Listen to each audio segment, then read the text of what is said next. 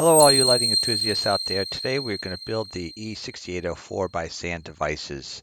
This is an approved build as of 2019 in reference to the 2014 manual, which you might be familiar with. What I'd like to start is by familiarizing yourself with the components that are crucial that they go in the correct direction. The board is all labeled appropriately, capacitor, resistor network, such and such. The video you're about to see here is the theoretical. This is where all the components go and the direction in which they go. And I start with the smaller components first, working my way up to the larger components as recommended in the manual. And this did work out well. The larger components were not in the way as I was doing the smaller components. Please note, again, the direction of the positive lead on these components. Not all of them are crucial, but there are the LEDs, for example, are crucial. The capacitors are crucial. And here we are with a resistor bank, and now an updated resistor bank that is not in the manual. Just note that.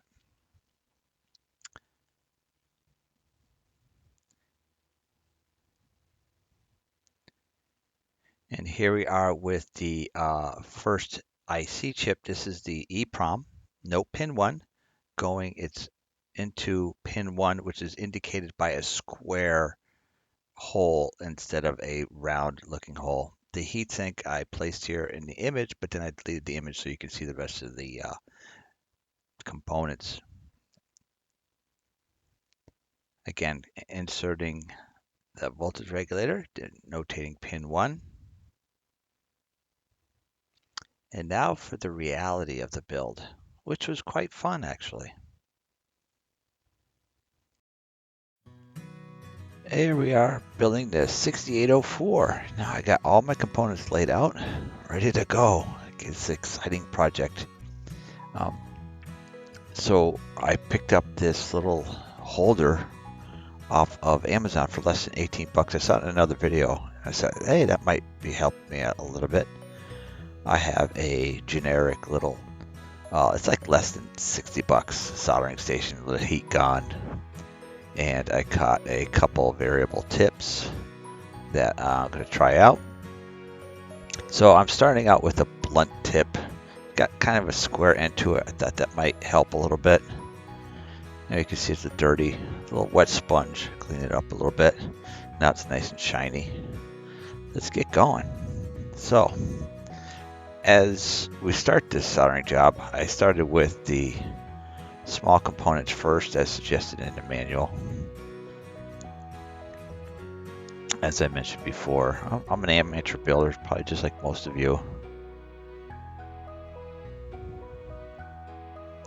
Throughout this video, I did speed up a lot of sections, so you might feel the urge to jump ahead. Bear in mind, I did that for you already, some of the things, but when it came to some of the crucial components or issues that I had, I pretty much paused or slowed the video down so that you can see where I went wrong and how I corrected it.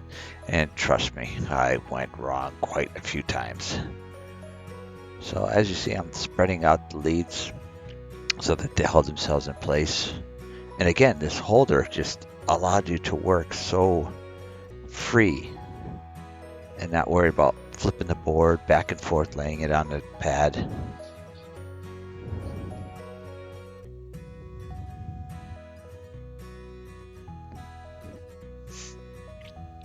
So here we go, our first little solder test. A little drop of solder on there. At this point here, I proceed to put the solder on there. Shouldn't be any problem, but it just doesn't seem to be holding well. I also get a lesson in thermodynamics. The little lead gets hot. So I grabbed the little needle nose there and proceeded to solder. Again, see, I speed it up for you guys so I don't bore you to death.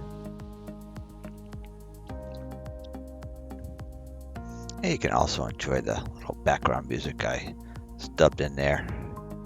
It's free. It's royalty-free music. I put a link to the distributor in the comments. At this point too, I noticed that the tip just wasn't quite doing it for me, so I changed out the tip. I put a sharper tip on there, maybe because the components are so small, not used to what I'm dealing with. So I tried that, double checked my secures, and I said, you know what, let's pop a little flux on there too to help maybe activate the flux to have it stick to the pads.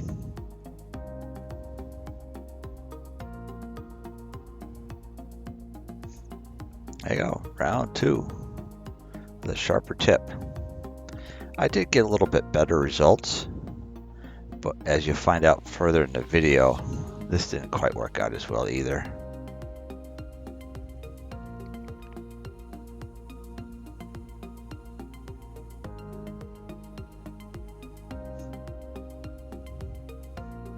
Give a little double check tug and all the leads.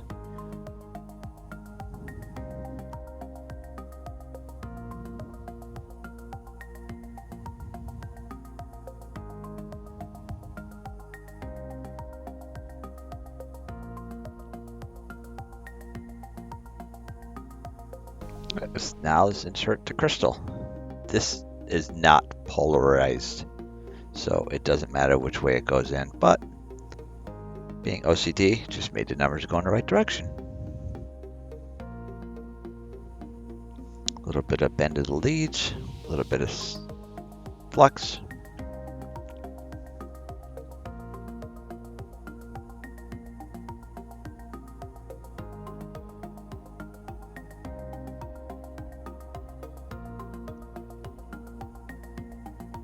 Little tug, make sure that it's got a nice secure hold there.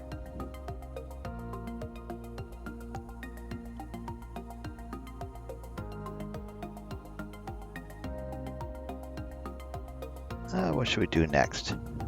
Okay, yeah, LEDs.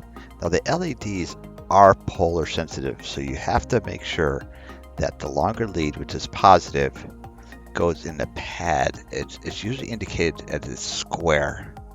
It might have a plus sign next to it indicating that it's the positive side. But usually pin 1 or the positive is square in nature. You know, round hole is square peg. In this case, it's a round peg and a square hole.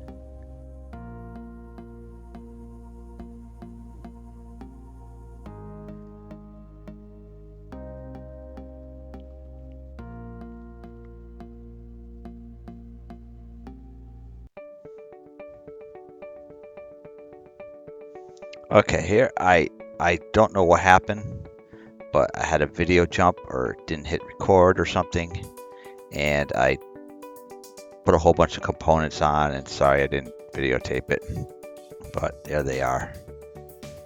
So, and here I try to put the flux on the pads first, and then put the resistor bank in. Please note that that is resistor bank 2, and they are different.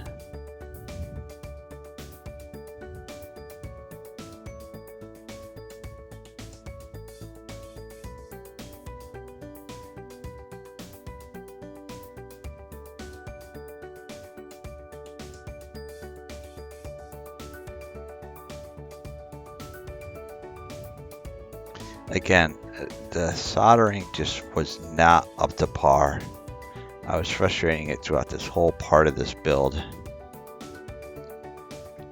Again, with the flux, I even put gloves on, thinking maybe it was the oils from my hands.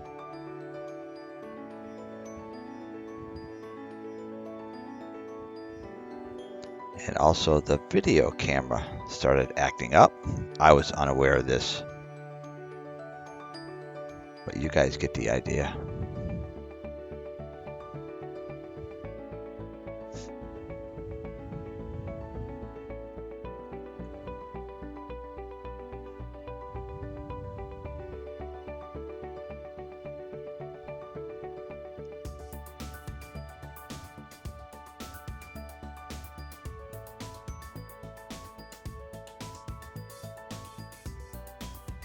Again, these diodes are polarized. They're marked with a little indicator. silver ring to indicate which side is the positive side, so please bear in mind which way those go in.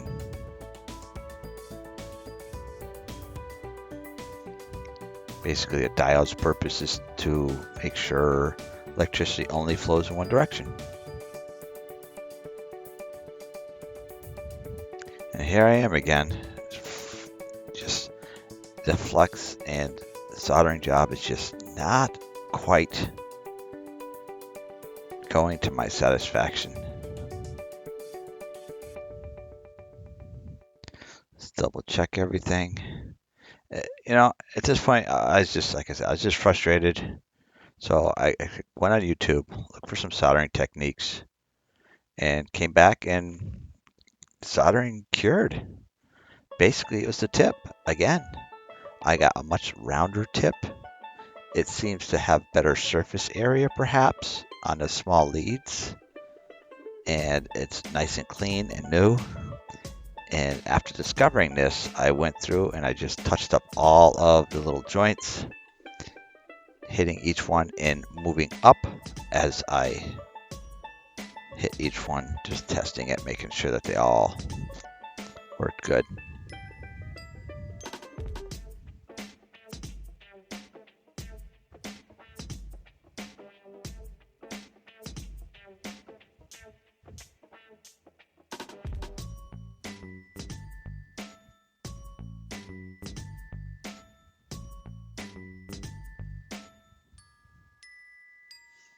Now moving on to this little jack. It's for the network port.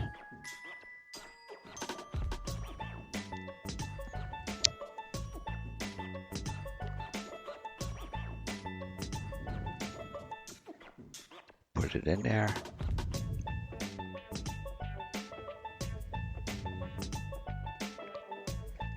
Hit one of the leads.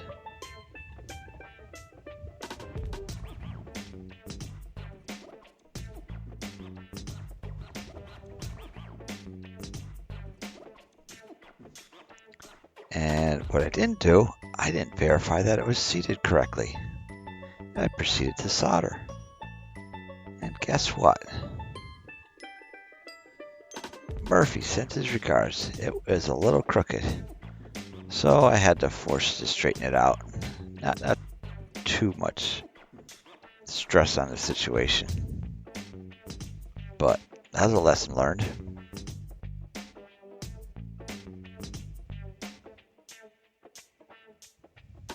Not this time.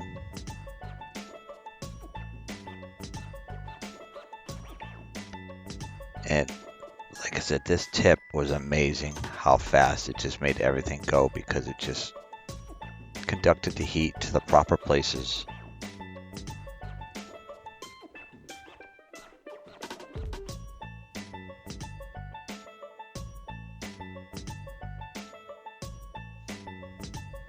Now this small little EEPROM, you have to bear in mind this is also directional sensitive. So it has a little nub, and to indicate where pin 1 is.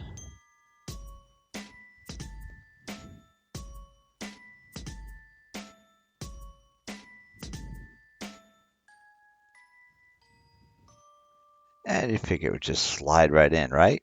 Nope. A little bit of tweezers. Maybe I put it in crooked. It has to go in straight.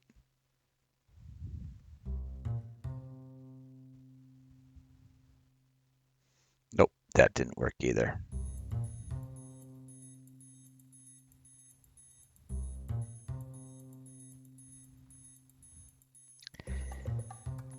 Inevitably, I had to take it out, squeeze the pins in a little bit,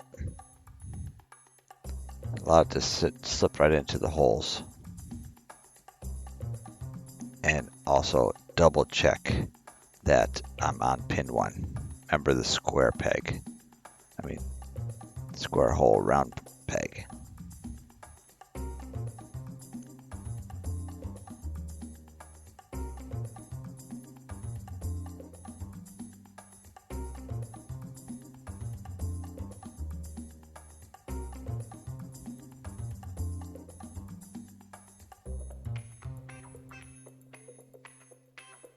See how fast it is with the correct tool.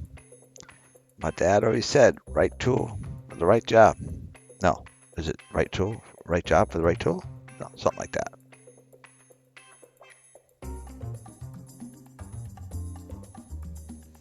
And these little things, even though they're not that sensitive, you should put them in a direction indicated by the board so that when you go to insert the chip, you have an overlay to tell you where pin 1 is, because once you solder this, you can't see that it's a square solder pad.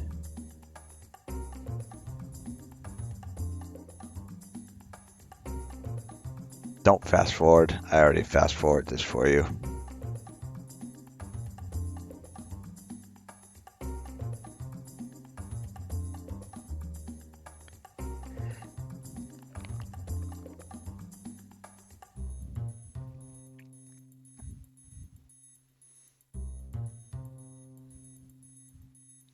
Now comes the part where you put the pixels. These are the sockets that the pixels plug into. They're pretty straightforward plugging in as well.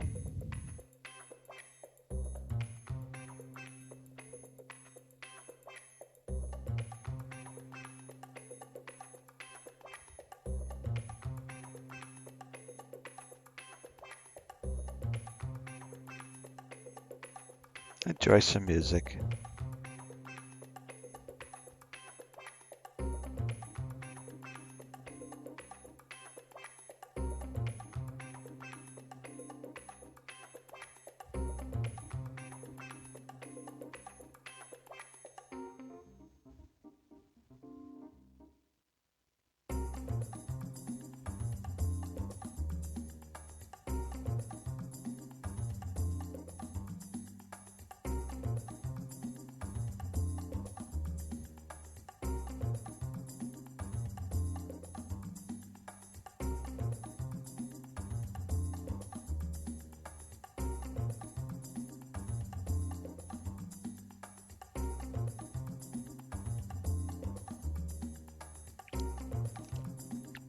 Now I proceed with the fuse holders. What I was unaware as I was soldering this, as you'll see, I did the solder, and then I said to myself, oh no, I bridged the solder pads. So I desperately tried to separate the two pads, unaware that it was a single pad. It just had two pins.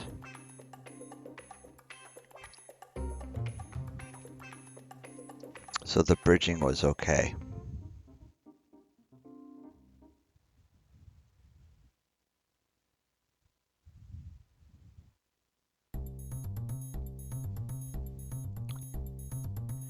I also noticed that the holder was very close, the pads were very close to the edge, and the holder just wasn't holding the card properly, so I skipped the 3 there and proceeded to the 5th one, just so that the holder could do a good job holding it throughout the rest of the process.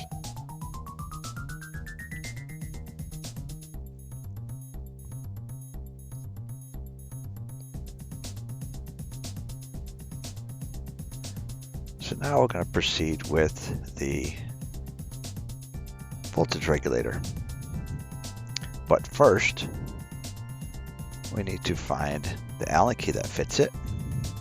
I found out that it's not metric, it's actually SEA. Don't ask me what size I ended up finding, but I found it.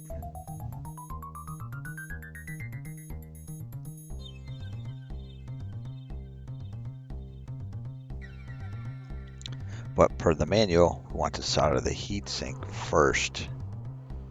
Get that secure.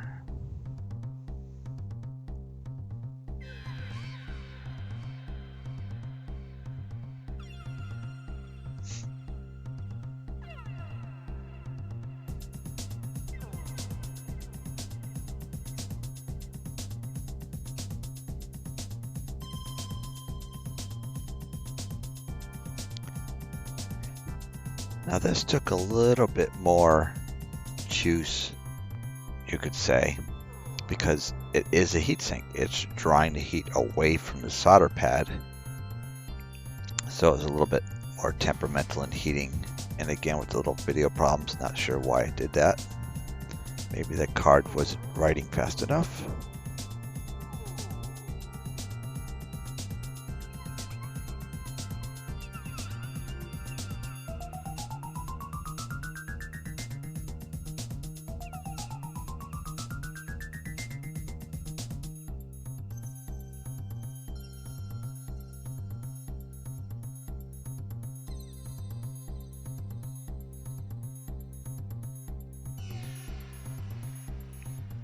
So now, per the manual, we want to install the voltage regulator and screw it down tight.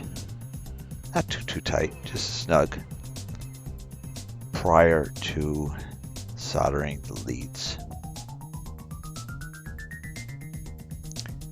Some people say you should put some thermal paste on the backside against the heat sink or anything like that. I think that's a personal build preference.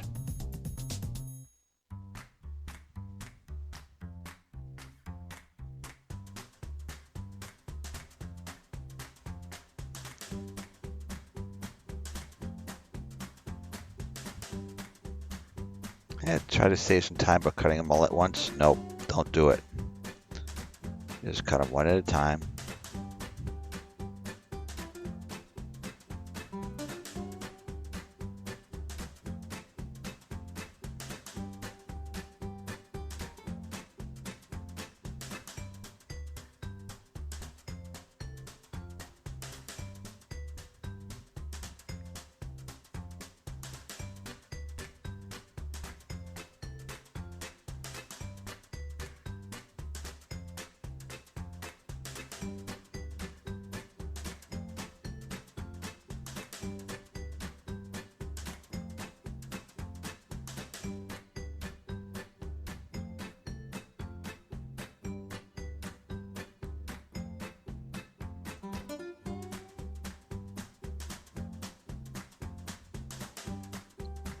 The old manual did say C5, but in contact with Jim, C5 was unnecessary.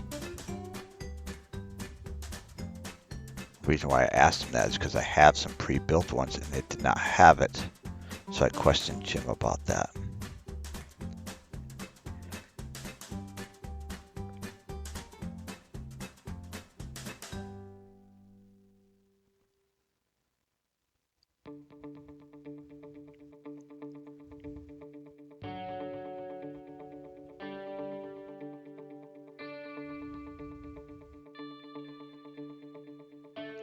During this solder process, I just dabbed a little bit on there, double checked it, and it was floating a little bit. So I dabbed the other side very, very lightly, and then I just rocked it into place, heating up the pads so that it was till it was flat and flush. Then touched them up with a good solid bead.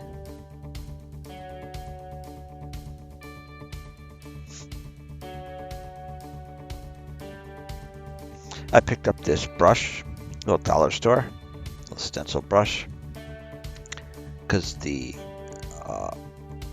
solder I had was flux core, so it kind of made the back of the board all dirty and pasty. I had this stuff on my bench, so I decided to go ahead and use it, some denatured alcohol. It works really, really great if you have something hot glued and you need to take it apart. Denatured alcohol is your friend.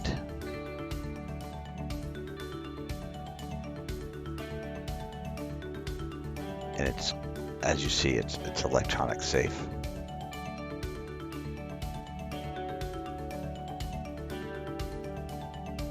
And when I cleaned it up, I could see that there were some spots that just weren't quite fully soldered.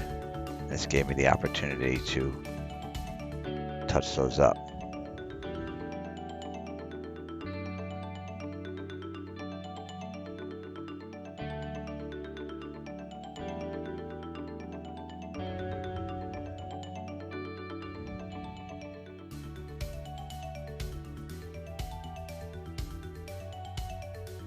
I felt that the denatured alcohol wasn't quite doing the correct job, so I threw some rubbing alcohol in there, which I saw in another recommended video. That seemed to be a better job at cleaning it all up. I'll try to do a close visual inspection of everything.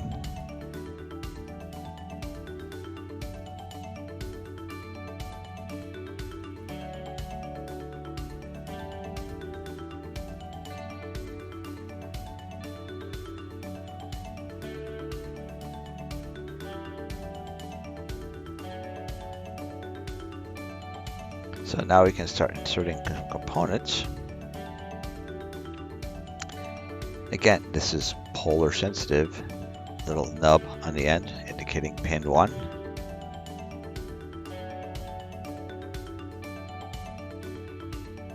And my OCD starts kicking in. Kind of sticky on the backside, kind of dirty. It's like a squirrel.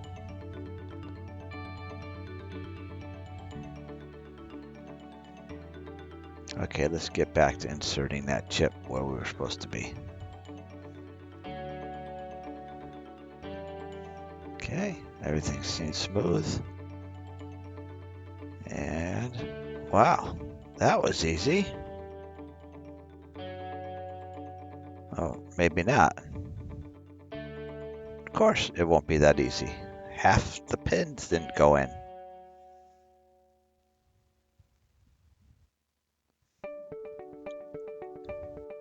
What you are about to see and witness, I do not recommend. So I tried to rock the pins in, and that didn't work. So just like the small chip, I had to squeeze all of the pins in a little bit. I do not recommend this method of the fingers. I would suggest putting it flat on a table and perhaps rocking it so that they all move at once at the same time smoothly. As you see, I flustered myself trying to use my hands and even grabbed the needle nose a couple times to try to get a nice smooth inlet. There's a much easier process for this. So I proceeded. Look, it looks good. Double check, double check. Before you go with the insert, everything looks good. Okay, let's go. No. And another lesson learned. Do not rock the chip in. See, look at that. I bent the pin. Take it out. Don't try to force it. Take it out. Straighten it out.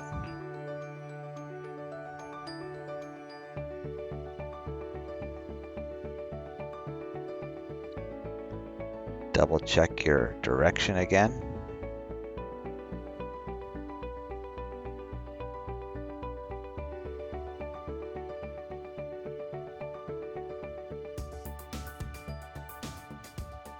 Make sure they're aligned. So you got a little needle nose or tweezers.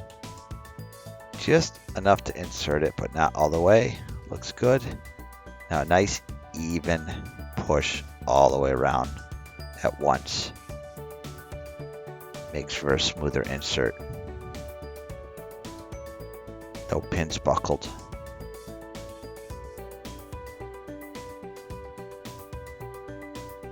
Again, the stickiness just annoyed me.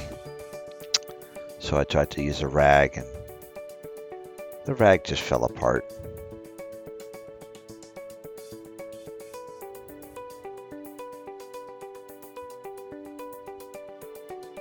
As I said, I'm not an expert builder. I don't do this as a profession. I just try to pay attention to detail as I do through the instructions.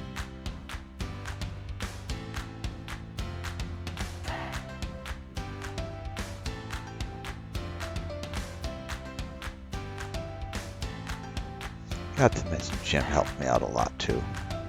Made sure I had everything going good.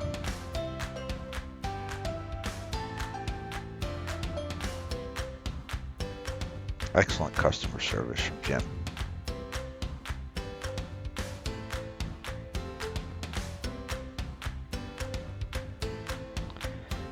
Okay, so moment of truth. Let's start putting the fuses in, abiding by the proper amperage rating.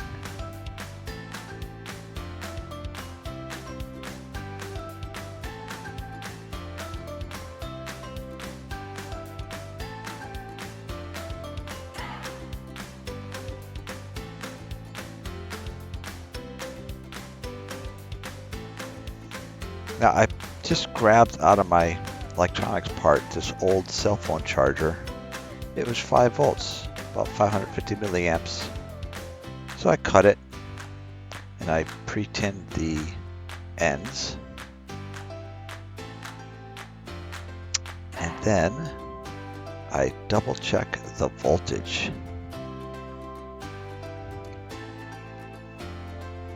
Per manual, we only want to put about 5 volts to this, very little milliamps, because if you allow too much current to go through, you could let the magic smoke out.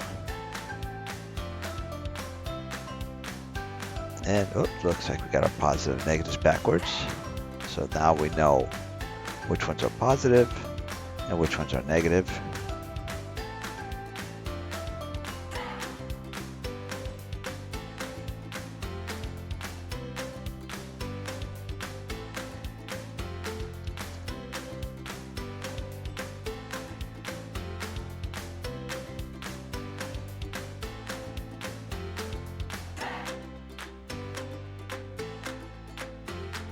And now, the moment of truth.